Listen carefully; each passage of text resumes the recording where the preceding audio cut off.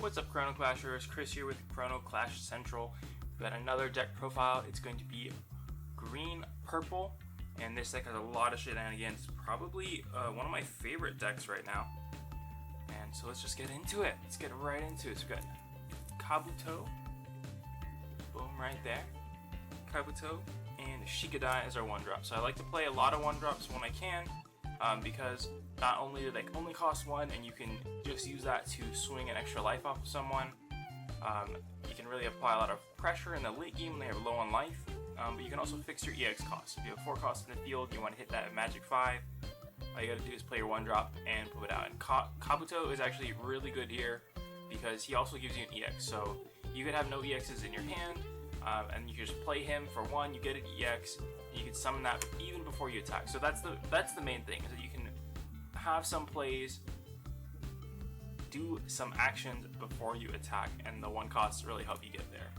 I was gonna try to like get the whole deck in, but I think it's camera's a little close. We'll try it another time where you get the full deck picture as we go through. All right, 2-drops. It's 2 2-drops. Playing 3 Kinshiki and 3 Conan. A huge element of this deck is EX cards. So we're gonna really try to be playing a lot of things that give you an EX in the Guardian stack, like Kinshiki, or cards that give you an EX card just from their effects, like when they're played, like Conan. So Kinshiki is also super good because he lets you trade up. So he attacks for 7, so you can trade into like pretty much anything in the game. Takes out, opposing sentinels, opposing annoying cards, all that good stuff. Or you can just swing into the Guardian stack. He's most likely to live. Super solid card. We have the standard green time package, is what I like to call it. You got Haku, you got Sakura Sera, and you got Naruto. These guys all either give you more time or reduce the cost of your opponent's cards, and you got the insane +2 time effects on the Guardian abilities there. So great for defense, great for offense, and really just helps you get going. Leadership is actually crazy with this deck because of how it interacts with. I should have these guys out here. We got all the 3-drops all on one big picture for you all. The whole 3-drop family. So leadership is really good. These effects, they also affect your EX cards. So if you swing with Haku and it lives, or if you swung into an opponent's 1-drop or something, then you can sacrifice her to get a 5 out, and that's insane because 5s, as you guys know, there's a lot of really strong 5-cost EX cards. So the other 2 EX cards or 3-drops we're playing are Hinata and of course a Granny Chio. So Hinata is really good because it allows you to, if you have any 5 strength stuff, give it +4, trades into Boruto. It can help if your opponent gives you a lot of time, you have Haku on board, you can give her +4, so she's most likely to live through her attack. Boom, get him, and then you can pop her, like I said, 4 or 5 cost EX, like we said. I said like we said a lot. But it's really good for helping your guys live through Guardian attacks, and then you can trade them for EXs. So really liking Hinata in the deck, especially with combination with Granny Chio. Reinforcements really makes this deck pop off. You can do things like sacrifice Granny Chio, then summon Hinata off of Granny Chio, give your EX card a boost and let it punch into things like Boruto, or I say Boruto a lot because it's one of the defining cards of the Naruto meta. And then of course at leadership, if you guys didn't know, interaction is the reinforcements, the red flag counts as a summon. So if you have leadership active and you can summon a 5 cost off of Granny Chio's reinforcement. So if you do leadership, you attack with Granny Chio into the Guardian stack, she dies, you can summon a 5 cost. So that's kind of how that works, and it's really powerful. Really powerful. But yeah, Granny Chio is also really nice because you can play her, and unlike in other decks when you're like, okay, well I want to play a Naruto, but it might die to my opponent's destruction effects like Tsunade or whatever. If you play Granny Chio, he's kind of safe. You can hide him behind this Granny Chio barrier. You can attack Granny Chio into the Guardian stack and then play him essentially for free in the next turn. So you can really make use of all his effects. So 4-drops, we got 10-10, so another leadership. Like you said, leadership is super strong in this deck. You want to make your expensive cards cost less, and you want to, really take advantage of reinforcements if possible, but just it's all about reducing the cost. And of course, you got the EX. So both of these cards, again, similar to our 1-drops. 10-10 reduces your cost, but it gives you EX in the Guardian stack. And Gaara, when you summon him, is going to give you an EX. And he is the last of the time package, I consider, because he has a plus time effect in his Guardian ability as well. So now we've got 9 cards, or like 3 distinct cards, but 9 cards total in our deck. You know, almost 1/5 of our deck is strong in the Guardian stack with the time effect. So if you control your opponent's time, if you're in a pinch, you can just get the turn back and really just snowball games in your favor. 5-drops. We got Naruto. We got Zabuza. And it wouldn't be purple if we didn't have Hidan. Let's start with Naruto. Gives you an EX card. Also 5 cost, 5 strength. This is going to be a repeating theme in some of my decks.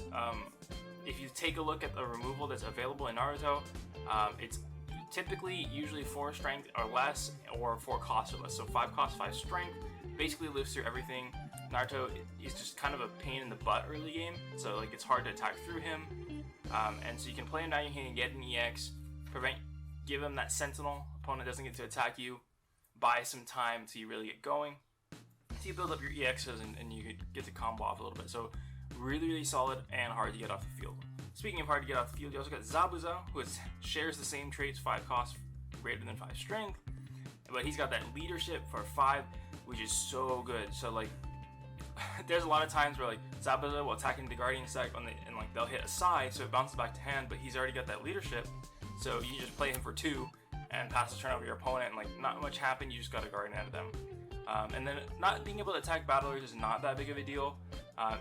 It is kind of annoying because you kind of like force yourself to run into Guardian effects, and sometimes they play a Sentinel, like they play Naruto, and you just can't attack.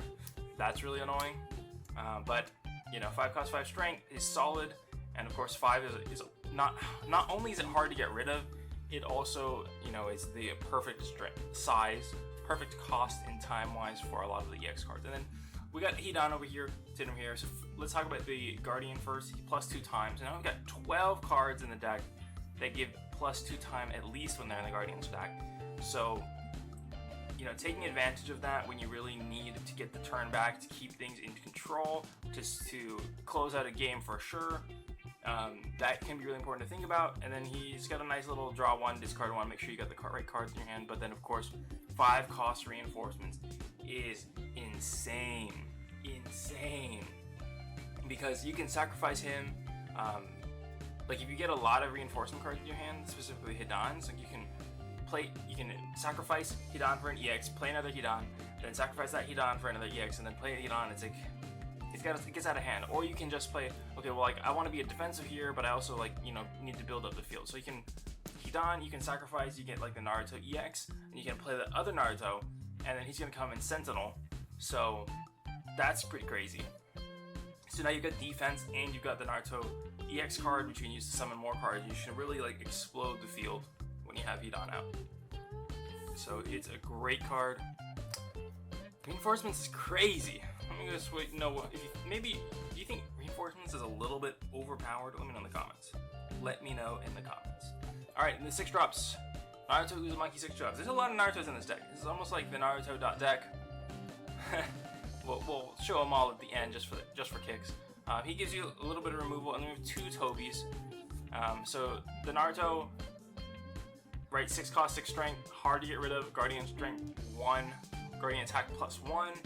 Means he's gonna apply a lot of pressure. Your opponent's got to get rid of him, or else he's just gonna snowball a little bit. Then he just, you know, sort of this removal for opposing Narutos and things like that. Cost 4 or less, kills, you know, a lot of cards in the game. So can really help deal with problems.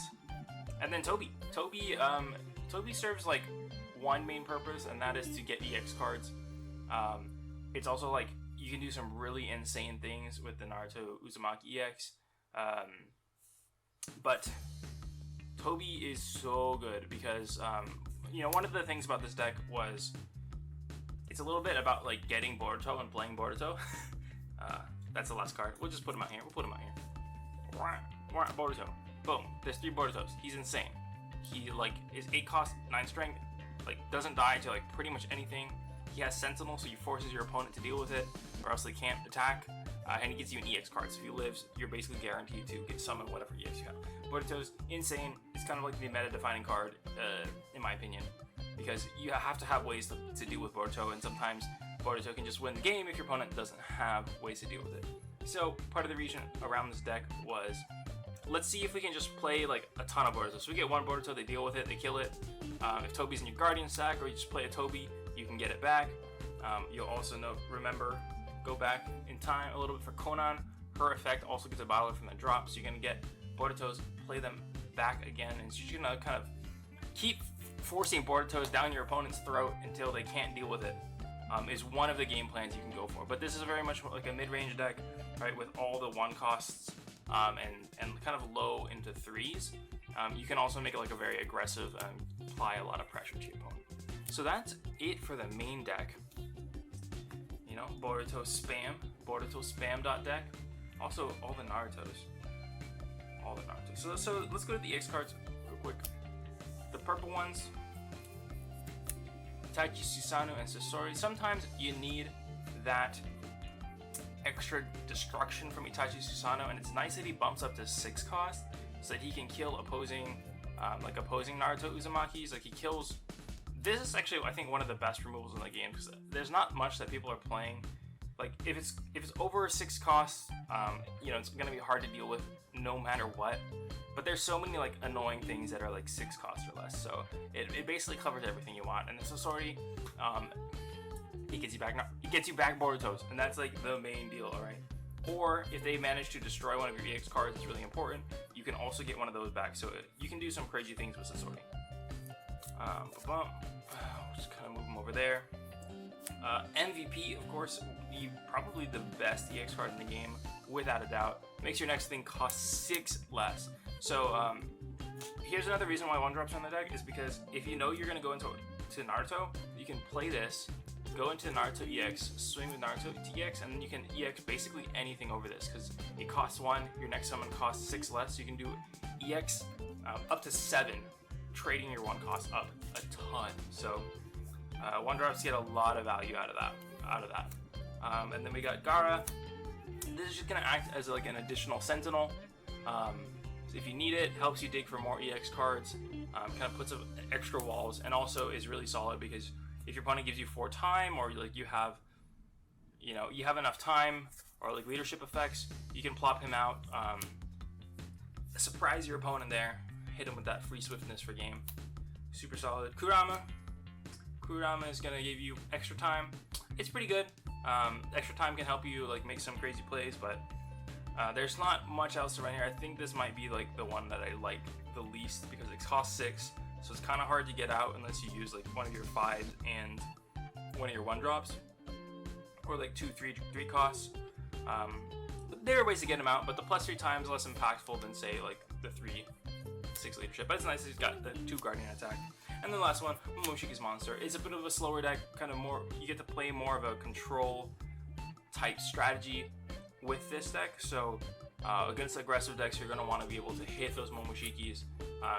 If your Boruto lives just long enough, you definitely want to hit those Momoshikis. Definitely. And so like some really nice things you can do is, a really solid defensive play is if you have Hidan on the field, you have 2-drop, you can sacrifice him to Momoshiki's Monster, so you can get 2 life and then play out one of these Narutos. You get Sentinel, you just gain Sentinel and 2 life, and it's really hard to beat through that. Some of the more ridiculous plays you can do is with this bad boy.